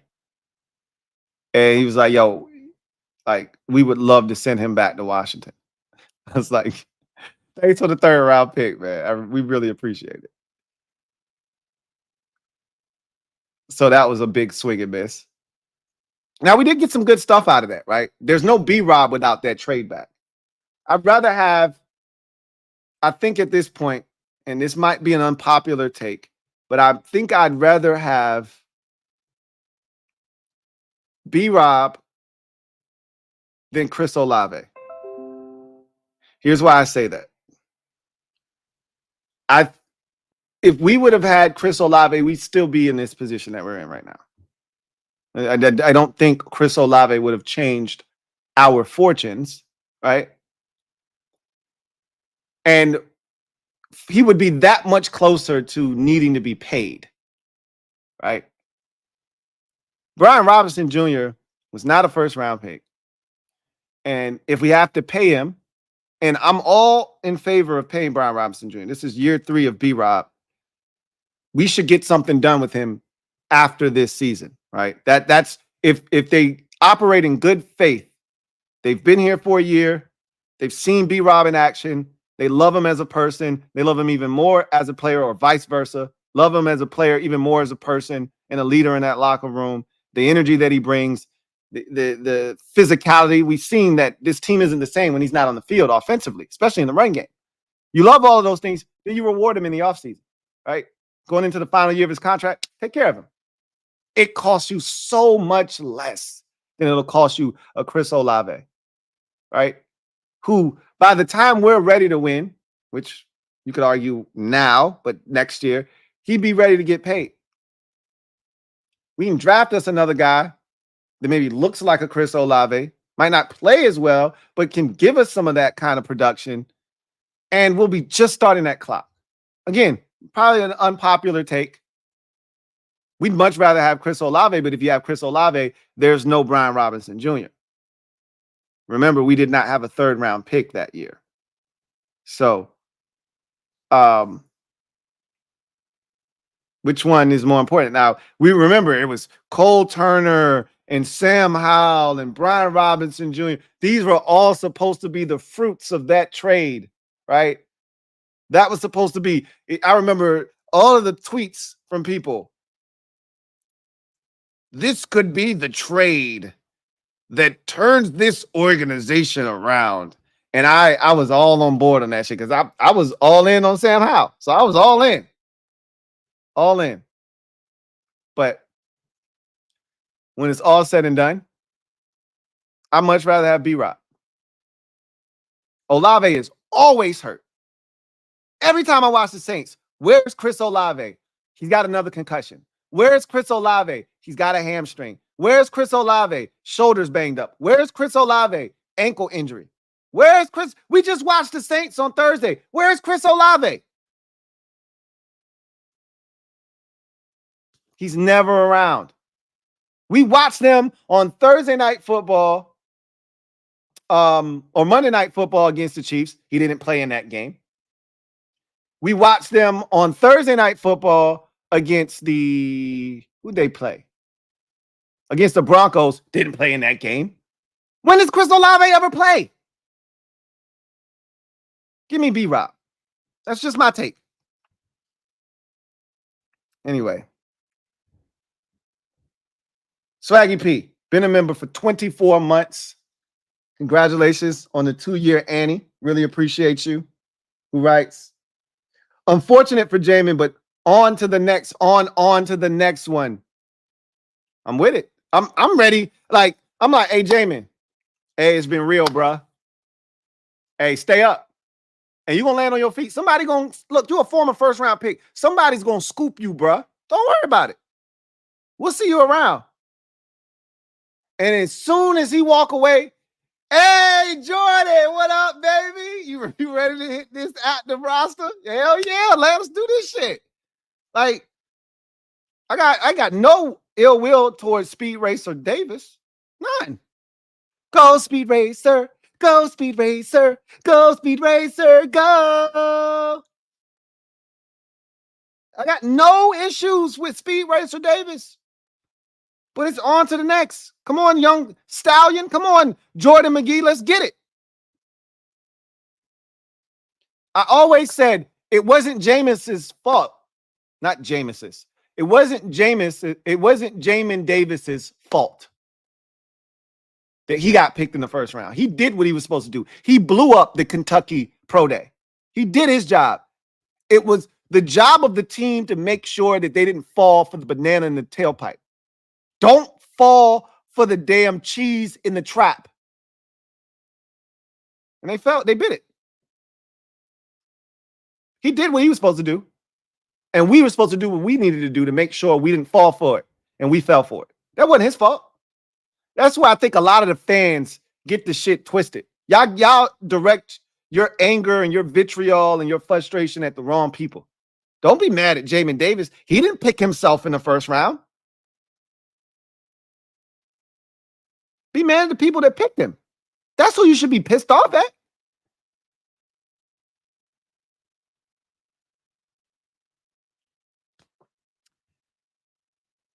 Prince G, been a member for 8 months. Right? You'll be missed, Jamin. Salute. I don't know if he'll be missed. By most of the fan base. There'll be some people that were like, I like Jam. I like Speed Racer Davis. He would be inactive in certain games, and I wouldn't even blink. I saw him on Sunday, and I was like, hey, 52, what up? He was like, what up, though? I'm like, chilling. This thing finna get out of control. You trying to put up some numbers today or what? He's like, I'm gonna see what I can do. Ain't do nothing. So, I mean, it is what it is. True fan 73. Thank you for the super chat. Greatly appreciate you. Thank you for being a member of the MOBB. True fan 73. Double up. Thank you for doubling up. Who writes, first place feels great. Doesn't it though? Doesn't it feel good to be in first place? Feels good, doesn't it? Feels good. No, it feels great. It feels different because it is different. I had to get my first double up. Welcome to the double up squad. Glad to have you on board. It's a prestigious group. Tomorrow's Super Friends will be fun. Get them, LT. You already know. You already know what it is. You already know. They hate me. Oh, and I'm loving every second of it. They hate me, man. I'm just twisting the knife. At this point, I already stuck the knife in a long time ago. The funny part is there are people who are acting like I don't post when we lose. Like, where were you when you lost to the Ravens? Bad Dog jumped up and did it last week. I would have done it. I'm like, bro, we've been trashed this whole time. We've been doing the Super Friends. When have I ever stopped talking shit? Like, y'all act like y'all don't know me. And I already told y'all better not let us get nice. It's not like I didn't warn them, right? Am I wrong? I just, sometimes, and this is the thing, those who don't hear feel. Some of them are hard of hearing. Because I could have sworn I warned them a long time ago. I swear I forewarned them a long time ago. Maybe I didn't. Maybe I didn't make myself clear enough. Well, for those who don't hear, they got to feel me then.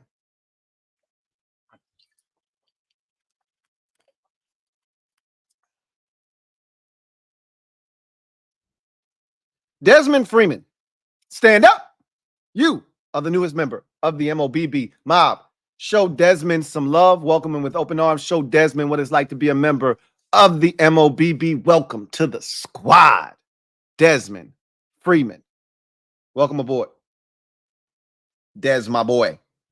Swaggy P, thank you for the super chat. Greatly appreciate you. Thank you for being a member of the MOBB. Swaggy P writes, I said the same thing, Lou. I don't hate Caleb. I like him since he's from the DMV, but the Bears fans are so paranoid that they pulled another Mahomes Trubisky that they have to tear down JD5. Either way, this ass whooping is deserved. Man, this is the most epic can of whoop ass I've ever whipped up. I mean, this shit is busting at the seams of this can, and I'm having to keep reconstricting this damn can and trying to keep the shit closed. Because this shit is ready to explode, right? Like, I'm trying to contain myself because it's a week 8 game. They're not in a division. Like, I really don't want to make this more than what it is. But it's too late. Do you hear me? Do you hear me? It's too late. They done F with the wrong fan base. This is the thing that you got to understand. We got over 30 years of pent-up aggression. We've been caged for 25 years under Dan Snyder, a quarter of a century. We ain't the fan base to be fucking with. You got the wrong one. Leave us alone. Let us enjoy our shit in peace. If it's the Cowboys, Eagles, and Giants, we can deal with that. That's family. But you outside the family start talking shit? You talking shit, bitch? Oh, okay. All right. Like, you ever ran into the quiet dude that don't say nothing, but that's the most dangerous dude? Like, that was us. Just leave us alone. We ain't bothering nobody. We out here living our best life. You want to come messing with us? All right. Bet.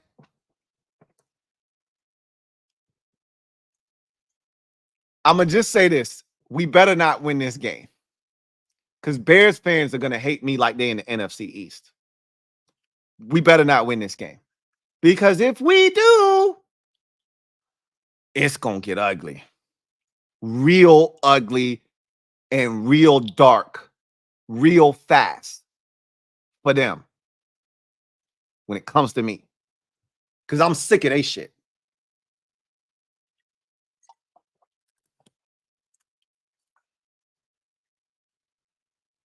And again, it didn't have to be this way. It didn't. Benjamin Slate, thank you for the super chat. Greatly appreciate you. My guy, Ben, writes, my receipt says Dallas. Those disrespectful bastards disgraced our stadium with cowboy benches, but having turkey in Salvation Army buckets before the score and having a feast, I want them to pay. Oh, yes. It was the utmost disrespect. And we were so corny, right? They brought benches to our stadium. They brought furniture to the ass whooping. That's how disrespectful is it? That they knock on the door.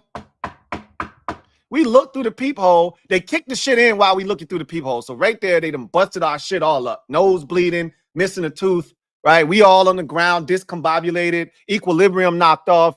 And they just walk in the door. All right, you can put the furniture right there. Yeah, take that old shit out of here. Get that out of here. Put the furniture right here. You can put the TV. They just came and start rearranging shit like they lived there. We like, yo, what you doing? Oh, this our house now. Yeah, get that. Yeah, that's what, 50 inches? Get that shit out of here. Put the 70-inch right there. Yeah, right. All right. Coffee table, yeah, get that old piece of shit out of here. Put the new coffee table right. They just came in and start rearranging our shit. And then so we go back to their stadium, what, 2-3 weeks later, national television on a Sunday night, and we knock at the door, right? And then they come looking through the peephole, and we try to kick the door, hurt our foot, right? So they laughing at us and shit. They open up the door because they feel bad for us. They're like, what the hell you want? And we tried that same shit. And they was like, man, get your ass out of here. They pulled out the big guns, right? And we were like, okay, fellas, go ahead and put that back on the truck. All right, take that back to the store. And beat us 56-14. You remember that? Yeah. We were so corny trying to bring our it's first of all, it's a dome. It's not cold outside. What are you bringing your own benches for? Seriously? We were so whack. We deserved that ass whooping. But that Thanksgiving shit last year, we ain't deserved that, man. We ain't do nothing to nobody, and them boys still shot us. And I said, oh, it's like that. Kick a man while he's down. I would have done the same thing. So I couldn't be mad at that aspect. Because look, the Cowboys might be down this year. You don't think I ain't gonna go over there and kick the shit out of them while they down? You got to be shitting me. I'ma kick the shit. I'm trying to break a rib. Give me a rib. I'm trying to knock out a couple of teeth. Huh? They will not get up. If they are down when we see them, they will stay down. It was so disrespectful. They throwing alleys. A turkey leg inside the Salvation Army bell is unfathomable. Do you understand the planning that goes into that? Instead of you worrying about what coverages you're going to see from us this week and, you know, what we got to prepare for on third downs and worrying about their red zone offense against us, these mofos were planning on how they were going to celebrate in the end zone. It's a lot. It's akin to the Dolphins practicing the. Remember, if you watch the in-season Dolphins Hard Knocks, they were at practicing the roller coaster ride celebration because they knew they was going to score. They didn't give a damn about game planning to stop Washington. We game planning our celebration. That's how down we were. So you best believe when we start dishing out ass whoopings, it will be merciless. There will be no mercy.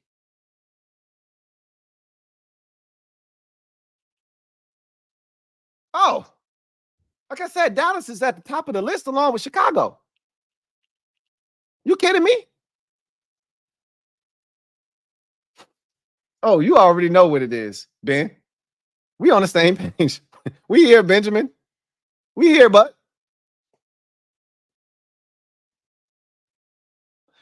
I want to sweep Dallas. If I don't care if they get their shit together or they don't, I want to sweep them.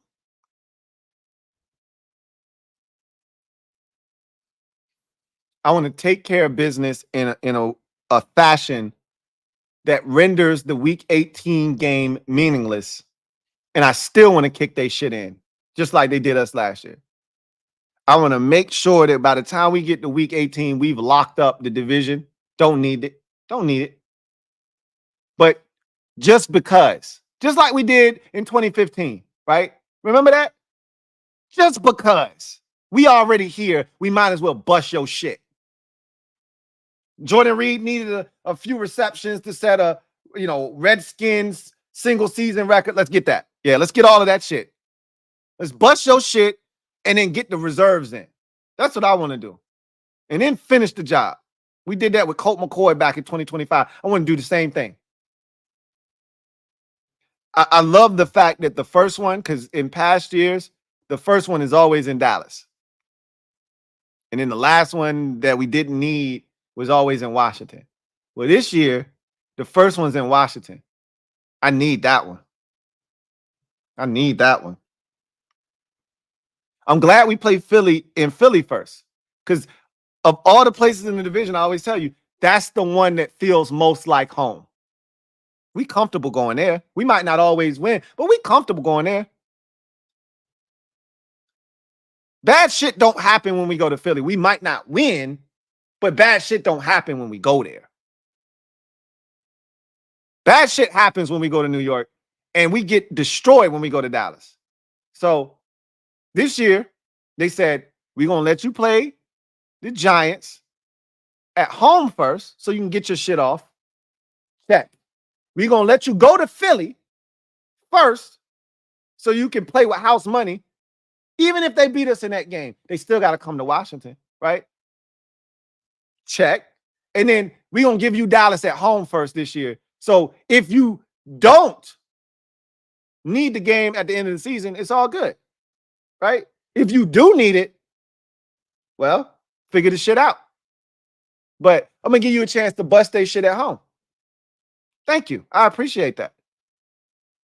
So it's set up for us to be successful. We just got to take advantage of it. But you best believe those bastards are at the top of the list, along with Chicago. I want it bad, bro. I can taste those ass whoopings. I want those so bad. And I know these fellas is going to go out and get them for us. Feeling really good about those two games in particular.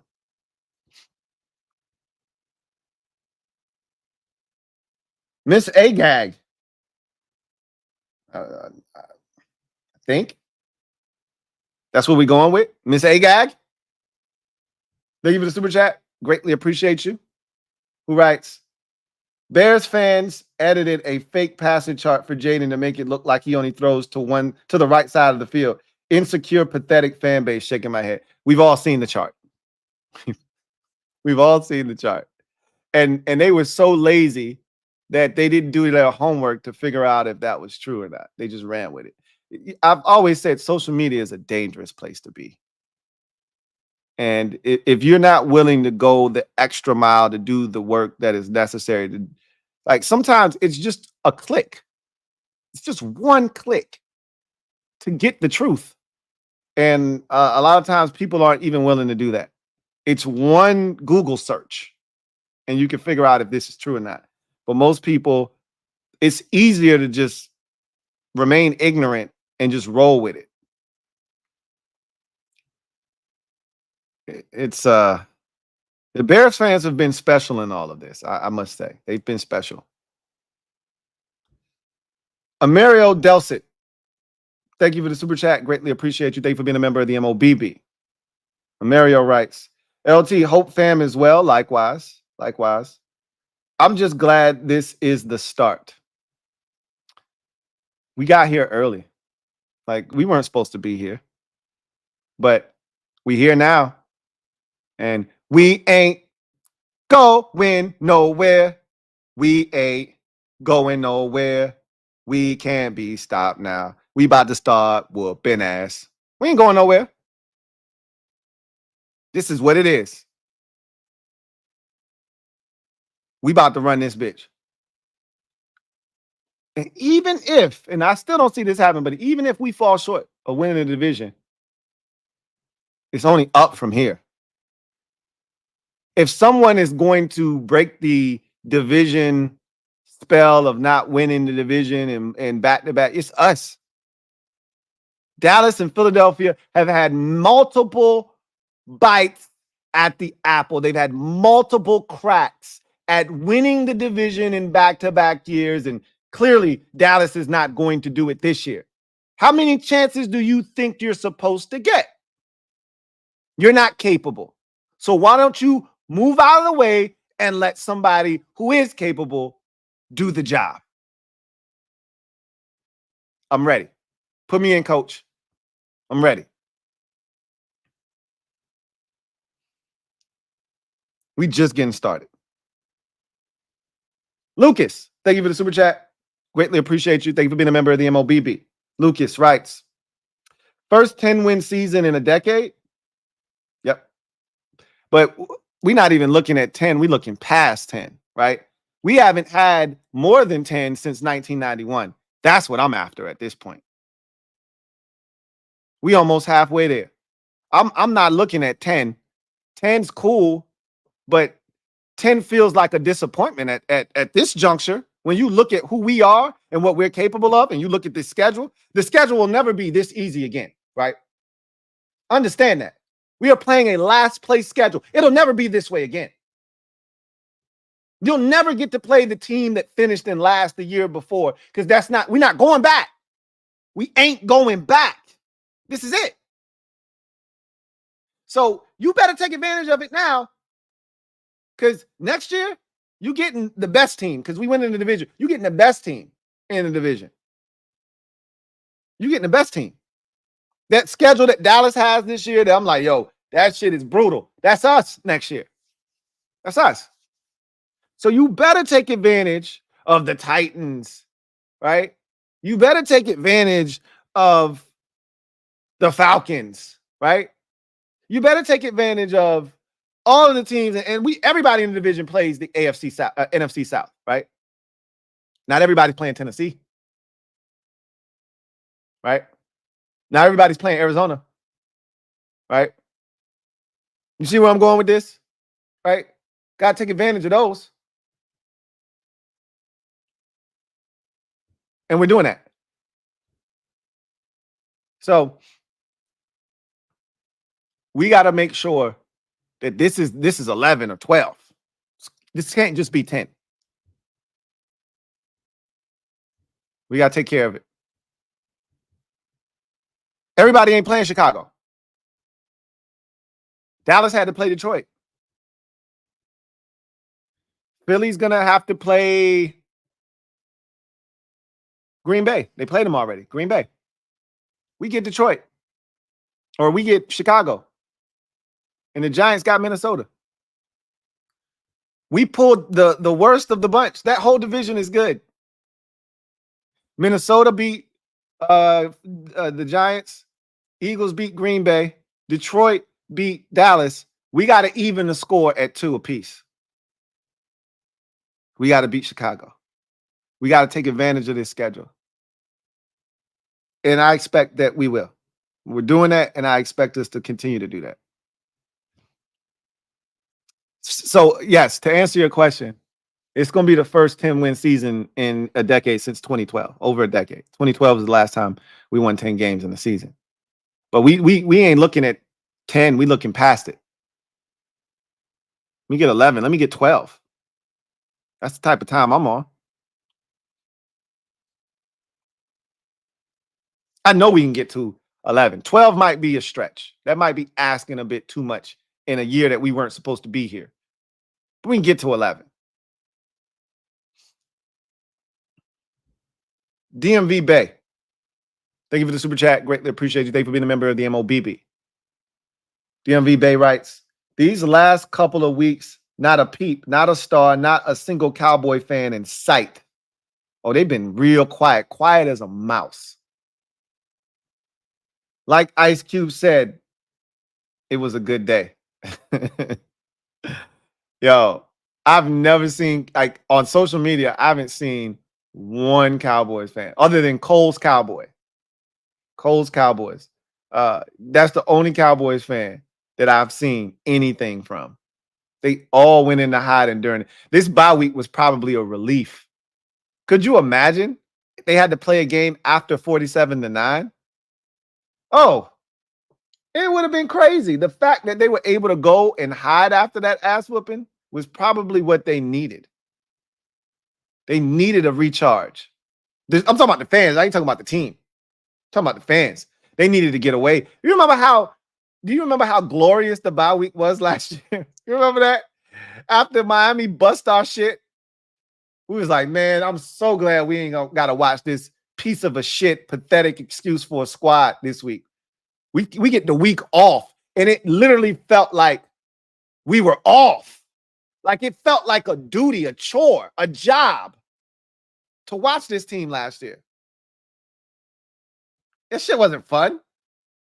So when we didn't have to watch us, oh, this is great.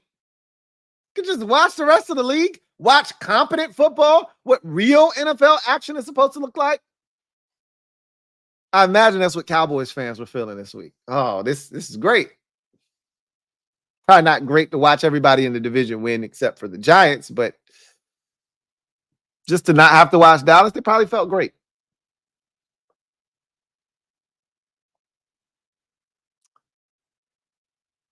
That 76 baby, stand up. You are the newest member of the MOBB. Mob, you know what to do. Show Dat 76 baby some love. Welcome Dat 76 baby with open arms. Welcome to the squad. Dat 76 baby. So, just wanted to wrap this up by saying this. Super Friends tomorrow. You know, normally this is a normal episode. Tomorrow would have been our live show, but Super Friends stream is tomorrow night. So we'll be live over there. I'm going to start promoting the hell out of this. LTN presents the Dominican Republic edition, right? And I've got a stream. If anyone is interested in the trip, all that it entails, and all of the splendor, of the trip, and all the fun that we're gonna have, and all of that stuff, and you want more information, I'll be doing a stream on November the 1st, and I'm gonna be continuously telling you about that stream. So that's a Friday. I'll be live. I think I'm gonna set that stream for probably 8:30 sometime in that neighborhood on that Friday evening. And I want to discuss just about every facet of that trip. And so be on the lookout for that. And I'll continue to remind you about that. So we'll have CNN episodes the rest of the week. Super Friends stream tomorrow night. And we turn our attention to the Bears tomorrow. If you're a member of the MOBB, we will be watching the film. I think I'm going to do the film tomorrow. I thought about doing it tonight. But I think I'm going to do it tomorrow. After the Super Friends stream. So I'm hoping that finishes at a convenient time. and then we can jump into the film tomorrow night. But maybe I should just do it tonight, because I really want to talk about it tomorrow so we can wipe our hands clean of Carolina and focus all of our attention on the Bears. So give me about 15, 20 minutes, and I probably will fire it up, and we'll get into the film tonight. So it'll be one last thing, and then tomorrow maybe I'll be able to do the kickback session tomorrow at some point. So yeah, we'll get into the film tonight. And so if you're interested in the trip, to the Dominican Republic, we will have a stream on November 1st. And I got so much to talk about. We got everything set up now. That's why you haven't heard me really talking about it, because we were working behind the scenes to get everything ironed out. And we got everything ironed out, and we're ready to go full bore now. So I'm ready to talk about it. So hopefully you guys will join me next week. JB, thank you for the super chat. Greatly appreciate you. Double up. JB writes, DQ, Coy, maybe. Derek B thought the same thing. If you're referring to Jaden, he never really gave us an update on the injury. You know, he never told us if it was cracked. Like, they tried to get that out of him, and you know, DQ is excellent at answering a question without answering the question. You know, they tried to pry it out of him, but unlike Ronald Rivera, who was loose lips Rivera, he's like, Scott Abraham was like, so what do you say to the fans that want to know, you know, if it's cracked, or, you know, if that are worried about, you know, if it's cracked or it's bruised, or trying to get them to, and he's like, I would say to them that it's not a long-term injury, you know, and that we're gonna, you know, do our due diligence to make sure that if he can go, he'll go. If he can't, we'll hold him out. But it's not something that they need to be overly concerned with. It's not a long-term injury. That was his answer. He really hasn't told us anything. We know just the same amount of information as we knew on Sunday, because we already were told by his mom, hey, he's straight. He good. And that's pretty much where we still at. And Derek B said, yo, DQ knows he's okay and he's playing on Sunday. But now, I in my mind, I'm like, DQ hasn't been disingenuous since he's gotten here. Like, he hasn't played that role of, I don't really know. Like, he's been straightforward the whole time. And while the quarterback position is a little bit different, and yes, you can gain an edge and an advantage by not disclosing whether he's going to play or not. I mean, Marcus Mariota he's not the same quarterback, but we're going to run the same offense with him. It's not going to change all that much, if that makes sense. So I don't know if he's really looking to gain an advantage or not, but if he is, more power to him. I don't see that. He hasn't shown us that, but doesn't mean. JB, thank you for the super chat. Greatly appreciate you. JB writes, Super Friends can't wait. You don't have to wait much longer. It's tomorrow, and we'll see. You know, we'll see what it looks like tomorrow. We'll see. Anyway, Mario Delcit, thank you for the super chat. Greatly appreciate you. Double up. Thank you for doubling up. Who writes, Lou, I need to apologize to DQ, but he is the main dude we all should apologize to. I didn't know he was the main dude, but HTTC for life. Keep it up, Lou. God bless. I think most of us apologized to DQ a long time ago. I know. I offered up a 00 and everything after, you know, we realized he was the alpha that we needed all along, and that Ben Johnson was a beta, right? I did that a long time ago. I mean, but like I said, everybody comes around at a different, you know, time, at a different rate of speed. So, yeah, it's all good. We love DQ now. Can't imagine how this would look without it. JB, thank you for the super chat. Greatly appreciate you, my guy. JB writes, nah, Lou, DQ coach of the year, bro. Oh, you tricked me. I didn't think that's what you were talking about. You're supposed to put an H in front of that COY, right? So I knew you meant head coach of the year. Yeah. Okay. Normally, the T is in there too. It's like, if you're going to not put the H, then at least put COTY, right? Like Cody. But yeah, no, he's definitely in that discussion for sure. Kevin O'Connell is probably leading the charge right now. Who thought the Vikings would be doing this? Nobody, not with Sam Darnold. He's got to be the front runner right now.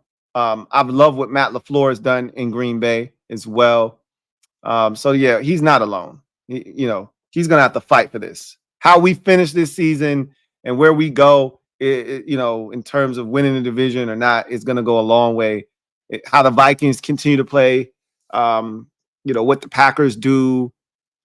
Hell, even the Bears. I don't know if a lot of people looked at their head coach as a guy that was on the hot seat that could get fired this year, and they're playing really good ball right now. And so, Matt Eberflus. So we're almost halfway through. A lot of names right now. Seattle's head coach is a first-year head coach. They're leading their division. Who saw that coming, right? So there are a lot of coaches that are in that mix, but DQ's right there. I would say that it's probably neck and neck between he and Kevin O'Connell right now with the Minnesota Vikings. To me, those are the two front runners. But we got a lot of football left. So Jeremiah, been a member for 27 months. Appreciate you. Who writes, what's up, Lou? I think he meant coach of the year. Yeah, he clarified that. I feel like a doofus, but yeah, he clarified that for me. So we got it now. Anyway, I digress. So that's going to do it for me, your man, Louie T, here on this installment of Commanders Nightly News. Look forward to chopping it up with you guys the remainder of the week. As I mentioned, Super Friends tomorrow, 8:30 on the NFC East Super Friends channel. Will be local uploads the rest of the week, but they will be impactful, emphatic uploads, because this wasn't supposed to be this big, but it's Bears week. Didn't know that was a thing, but that's a thing this year. So anyway, I will see you guys next time. Appreciate each and every single one of you for joining me tonight, and I look forward to chopping it up with you guys next time. Until then, you take care. God bless, and good night. Here comes the diesel. Here comes the diesel. There's the snap, hand to Riggins. Good hole. He's got the first down to the 40. He's gone.